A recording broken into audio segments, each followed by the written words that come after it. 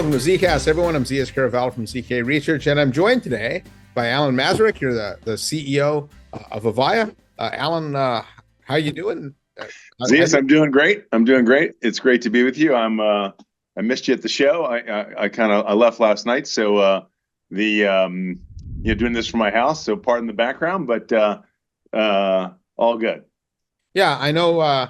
We did meet you at the Enterprise Connect, and I'm sorry that happened. But obviously, it was a great show. Avaya, first time back though in 5 years. I'm curious as to your thoughts on the show and why you chose now to return to the show. Well, I thought it was a great show, and I thought our visibility at the show was very significant. And clearly the show, the theme of the show, quite frankly, was AI everywhere, and we should clearly talk about that because I have some real views about AI. But I thought what was super interesting about us coming back now is the transformation of Avaya that we've been executing to over my now 20-month tenure is very well advanced. And what we did at the show, it gave us an opportunity to very, very, very clearly speak to our product strategy, our fundamental value prop, which we refer to as innovation without disruption, which is consistent with the way we have revitalized the brand. We say the Avaya brand is for our customers, their ability to choose their journey. We did 3 big releases there, all on Monday of the show. We defined our product portfolio, again, consistent with innovation without disruption and for the customer's ability to choose their journey. We defined the customer experience solutions, which is really where contact center is evolving into. We rebranded under what we call the Avaya Experience Platform, AXP, and it's about deployment options, prem, private cloud, and public cloud. And the whole notion is our customers' journey to modernization may run the gamut of those deployment options. And it's sort of the essence of innovation without disruption. What we're saying to customers is you don't need to rip out what we have in order to get new channels like digital. No, you can run a hybrid, keeping what is on-prem, adding digital chat, social, and all sorts of elements of AI into your solution. And then as the world sort of transitions prem to cloud, and quite frankly, voice more to digital, you can stay intra-Avaya, never having to go through the disruption of ripping it out. That's the CX theme, but it's the same theme on the unified communication and collaboration. So we have a suite of products there that run the exact same deployment options, prem, private cloud, public cloud. What we introduce now through the Zoom relationship is a hybrid opportunity there as well. Again, because that works for customers as they choose their journey. The announcement with Zoom is what's happening among enterprise customers is they're all making selections about their video collaboration solution. And there are just a handful of the leaders in that market. And so what we've done with Zoom is a native integration into Zoom Workplace so that from within that cloud collaboration solution, you can access our prem telephony. The beauty of that from the customer's point of view, and everything we do, we follow a voice of the customer mindset, is the customers want fewer UIs. And we live all day long as knowledge workers in, like we're doing today in this Zoom meeting right now. So they want fewer UIs. In this instance, let's say a customer makes a decision about Zoom. And the same side, they do not want to rip out the integrations of our voice infrastructure that's been there for a long time, very bulletproof, and has been bespoke into their environments and all their other workflows. So it's of great value to the customer. We have a native integration we announced with Zoom. We have an app-in-app integration with Teams, obviously another huge leader in the video collaboration space. And you can expect additional announcements down the road as we integrate either natively or app-in-app with the other collaboration players. So that really, in fact, if you think historically across tech, right back even, when I started my career many, many years ago, very rarely can a customer actually keep the old or, keep what they have, but then able to move to the new without disrupting. So I think what you did there actually is fairly unique, actually. I was trying to think of another example where that was the case, and I couldn't actually think of one. So I think what's interesting about this strategy is Avaya skews to gigantic enterprises. We serve the largest commercial enterprises and, quite frankly, the largest governmental institutions throughout the world. Those deployments are very large, very complex, often in highly regulated industries, financial services, very sensitive industries like healthcare, governmental, or even in geographies of the world where the cloud may be less developed or less accepted, and issues about data privacy, data sovereignty kind of rule. In those worlds, everyone wants to modernize, but the security posture, the control that they have often, the way, our very infrastructural voice solutions are bespoke into the environment. They don't want to rip that out. So this notion of innovation without disruption is very, very important. We've been around a long time. Every enterprise software category, when they go from, this to this, prem to cloud or what have you, the vendor is saying, we're going to switch you right out. It's going to be great. We'll rip all that other stuff out, and it's going to be a short, duration of, some, pain and aggravation, and we're going to get you the other side of this thing. And what happens? The more complex, the larger these deployments. What was promised perhaps to be a 6-month or 1-year implementation, you're 4 years into it, and you're not anywhere near to being done. What we're saying is you can avoid that, get directly to value. The time to value is immediate. So if you're a contact center, most contact centers on average across the world, let's say you're still 85% voice, interactions are 85% voice, and you're 15% all sorts of other omni-channel solutions. We're saying, why rip off the 85 to get to the 15 and then go through that huge dip in productivity? Go directly to the 15. And then as the 85 transitions and maybe becomes 75, 25, 65, 35, what have you, you're able to move intra Avaya without ever going through that disruption. yeah, congratulations on the partnership. And again, I don't think I can upgrade my iPhone without being disrupted. So what you're doing is fair. Now, I did want to ask you, though, when I saw the partnership with Zoom, I also recollect partnership with RingCentral. So can you talk about the differences between those? Unpack that a little bit for me, and Sure. how do you think about those two? So we are super excited about our partnership with RingCentral as we are with Zoom. And we have a long-standing relationship with RingCentral. And we think the fact that our Avaya Cloud Office, which is our public UCaaS, it's them under the covers. So it's Avaya Cloud Office by RingCentral. We think we've got the best solution out there. The way the market breaks down is, go back to the way I described it. You've got certain customers who use our prem solutions, a hospital, a company in an area of the world doesn't have good cloud, what have you. They use our prem. Others go private cloud. But then there's a whole big swath of folks who, want to take, their PBX solution out of the closet and move fully to the cloud.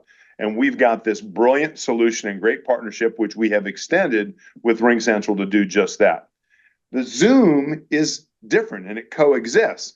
Zoom is the leading, or one of the leading collaboration features in all or solutions, and all we're saying is, from within Zoom, you can access my prem telephony, don't have to rip it out, and the customer gets a single UI without having to rip out all those integrations. Now, the only place it gets noisy is that between pure UCaaS and pure collaboration, these companies, Zoom, Ring, and many others, play in one another's neighborhoods. So Ring has an excellent collaboration solution. Zoom has an excellent phone solution. We are in an exclusive relationship with Ring on the phone solution, but we are really acting from a position of neutrality. We want to be Switzerland across the collaboration vendors. Because what's happening is every enterprise out there is making a decision. Am I a Zoom shop, a Teams shop, Google Meet, WebEx, Ring Central, what have you? What are my collaboration solutions? Even Avaya Spaces. So they're making a decision on a collaboration apart from the telephony decision. So we're just saying we want to play in this market where the customer is. Remember, it goes back to the value prop of choose your journey. That's how the brand is being developed, being presented. The customer chooses their journey. Whether that journey is prem, public cloud, private cloud, or hybrid is up to that customer situation. And we serve all of those four now deployment alternatives. Yeah, and customers might have multiple of those products, right? So that's exactly right. There's many, many mixed estate customers. Absolutely. Especially in your large enterprise customer base. I think that's even more true. And so you brought up customer. I know one of the things I've always respected about your leadership style is you're a big voice of customer person. And so you've talked to a lot of customers. Can you go through some of the feedback from your customers, how they feel about your innovation without disruption and some of the other things you've been doing? So, first of all, thanks for saying that. So we have been very active, sort of intensively focused on getting that voice of the customer. And like many situations, there's not a single voice by any stretch, because we live in the world of very distinct cohorts. The way a 50,000 employee customer is going to think, very different than a 50 employee customer is going to think.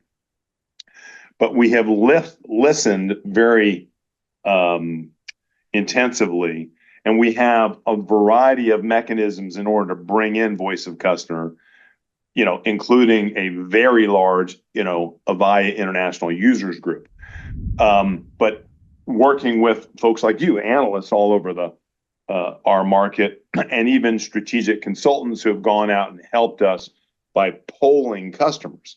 And what we have found is across the greatest swath of our customers, first of all, we have built this strategy around them. So when you skew towards the very large enterprise or large governmental institution, this innovation without disruption is paramount to them. I'll give you an example where if you're going to go to, let's say you're a huge bank and you've got 10,000 contact center agents and you've got 50,000 UC seats from us, and we've got lots of customers like this. If you're going to go, if their option may be to go to a cloud vendor, either UC or UCaaS or CCaaS, but in each of those instances, it's a rip and replace. And think how disruptive it is if you're 50,000, 100,000, 200,000 employees versus if you're an SMB. It's completely disruptive. It's not just disruptive, it's fundamental business risk. And so we've crafted this strategy around the way in which these types of very large institutions will modernize, because they're absolutely going to modernize. And what does that look like? That looks like elements coming from the cloud. It may look like not public cloud. It might be a private instance at a public cloud. We happen to use Azure mostly. It might be keeping what's on-prem. It might be a mixed estate for them, a big hospital where they're going to run telephony in the critical care hospital on-prem, but the doctors in the ambulatory environment, they're going to move fully on cloud. So that's the type of customer that we deal with, and we have to meet the customer where they are And that's what we've done with this, the notion of you innovate without disruption because of the strategy. It's your journey, Mrs. Customer. We're here to accommodate it. Yeah, and I would actually think that you could actually help them accelerate their journey to the cloud. I think in that large enterprise customers, which I've noticed, is one of the reasons they don't migrate or try and modernize is because it is disruptive. It's not that they don't want to. So if you can give them this path to modernization without disruption, I believe they'd actually migrate faster than they would without it. That's a good point. And what we have also done, we have a large professional services organization, and we actually rebranded our own professional services organization as ACES, the acronym ACES, for Avaya Customer Experience Solutions. And the way to think about the role of ACES is to help these very large institutions migrate in a way that is in bite-sized chunks so that it avoids the disruption, enables them to do it. Because you've been involved many times in these very large institutions. It's daunting. It is daunting what they're trying to do, and you can't break the business along the way. You want to modernize, but not take the fundamental business risk that often comes when you rip and replace. Yeah, all right. So I'm going to switch gears here a little bit, and I want to bring up a topic that you touched on a little bit, and that's AI. And obviously, AI is wherever I go, whoever I talk to, AI comes up as a discussion point. Now, for all the hype, when I talk to customers, I know they're looking at it, but I think they really struggle with it in a lot of ways. And I'm curious, what are customers telling you about AI? What are they doing? Where are they with their deployments? So AI is in a hype cycle. It is in a hype cycle. It is, if you walk the floor as I did Enterprise Connect, it's everywhere. I actually just did a keynote at another conference last month where my view is this year it's the ROI, return on investment of AI. Because, at the end of the day, the solutions that you have got to return value. It can't just be gee whizzy. It's got to deliver value. And I think what's so funny about AI is, we've been using AI for many years, and it's actually almost comical. I find that we refer to old AI and versus new AI, which is all the Gen AI stuff. And so, but we've been using, old AI in terms of NLU and transcription for years, and partnerships with Nuance, CCAI, Google CCAI, things like that. What? I said people didn't know that was AI. They just knew he had these great. Now, exactly. Right. So now you have the Gen AI. And so the way I think about the way in the customer experience market, which is so interesting, is I think the point, which is there's a lot of confusion on, is as contact center solutions in that category, we're the largest in the world. As contact center solutions move towards CX, you move from the traditional inbound motion of a contact center to a customer journey motion. And the impact of AI is everywhere. So the customer journey motion is almost every business goes through the same journey. BDRs go outbound to prospects, turn some into qualified ops. Salespeople turn some of the ops into customers. Customers come inbound, and then account management or collections go outbound for engagement, upsell, renewal, collections itself. All of that is omni-channel. And so what about the customer in terms of how you can do this, AI has big utility.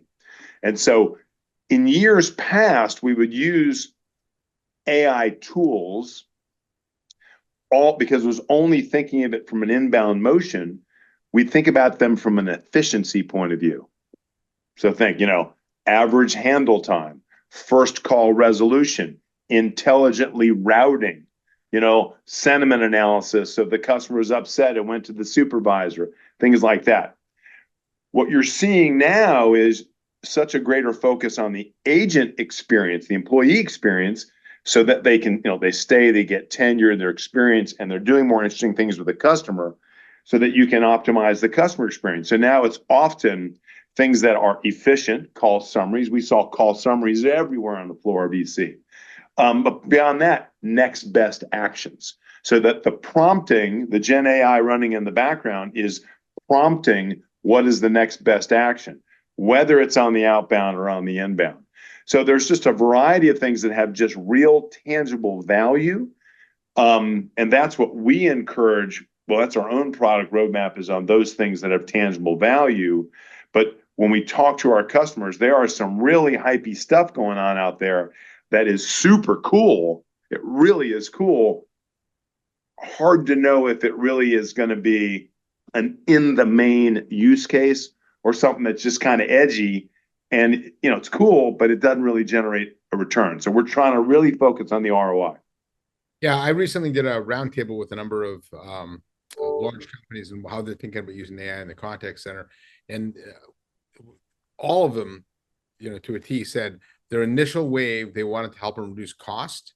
That'll prove the ROI. And then they'll look at it to help them generate more revenue and things like down the road. So that seems to be the roadmap companies are looking for. The gee whizzy things, not as much interest today. It's really those things that drive better efficiency, and help them lower costs. And then I think a lot of innovation happens in other areas. And so the gee whizzy stuff might be a little bit ahead of where the curve is. So yeah, I agree. And by the way, I think the efficiency KPIs are necessary. Absolutely. They're just insufficient in my view, because the level of call deflection, there's at some point you hit a diminishing return. Just as one example, you got to go from efficiency beyond that to some of them that are more qualitative metrics on satisfaction and things like that, both employee satisfaction and customer satisfaction. Yeah, and so just one more question, and I want to touch on something with the branding of the product. You've defined your product now more as a CX platform, and I want to touch on that because I've been thinking a lot about that, where the traditional CCaaS industry focused largely on the agent, right? The traditional contact center agent. And I think it's time for that term, frankly, to die and for us to think more about a CX platform versus a CCaaS product. Now, when you do that, though, it's more than just one company can deliver. When you think of the journey a customer goes through in this I agree. experience. And so talk about your open approach and how you're thinking about being able to bring those different areas of CX together to be able to deliver this platform. So I think it is it's a great question, because it requires a best of breed approach, because you're not going to build it all yourself, in my view. Because if I think about the capability of a CC customer, a CC solution, it's obvious, in my opinion, the gap between what traditional CC is and where I would say sort of aspirationally what CX is. The missing elements, obviously digital, AI, the orchestration of all of that. I think workflow solutions will become more and more integrated solutions, and you see that happening among some of our competitors. And I think then there are other solutions around next best action that might be in, a lot of the outbound happens to be notification outbound. I'm a service person. I just left, you just left the Masarek's. The text message goes out notifying that I'm going to be to the Smith's house in 10 minutes, notification, or it's, appointment confirmation. There's a big, where, notification outbound sort of ends and you go to really campaign management. There is a big divide between those two. I don't think the same company is doing both. I think notification is more communication centric. Campaign, management is much more sort of some of the, the MarTech space. But I do think you're going to see this cobbling together of solutions, and I think you'll see a fair amount of M&A activity about that. But at the same time, you've got to have open platforms where the rest of the ecosystem can plug in. Yeah, I think, and I'm very anxious to see that happen, because I think I've seen so many companies talk about customer journey, but all, mentioned MarTech, right? All those, most of them talk about customer journey, but it's the very front end, right? When a contact center vendor says customer journey, it's the very back end, but no one's actually looking at that entire end-to-end journey. And the person that suffers is the customer, right? So yeah, agreed. all right, Alan, that's all I had for you today. I thought it was a great discussion. Good to hear where Avaya is today, and I appreciate you going into some details on the partnerships. Wonderful. Thanks so much, Zias. I really appreciate it. Look forward to seeing you again soon. Thank you. Alan Masarek, CEO at Avaya. I'm Zias Caravallo from ZK Research, and thanks for watching. Make sure you hit that subscribe button, and I'll see you next time on another episode of ZKast.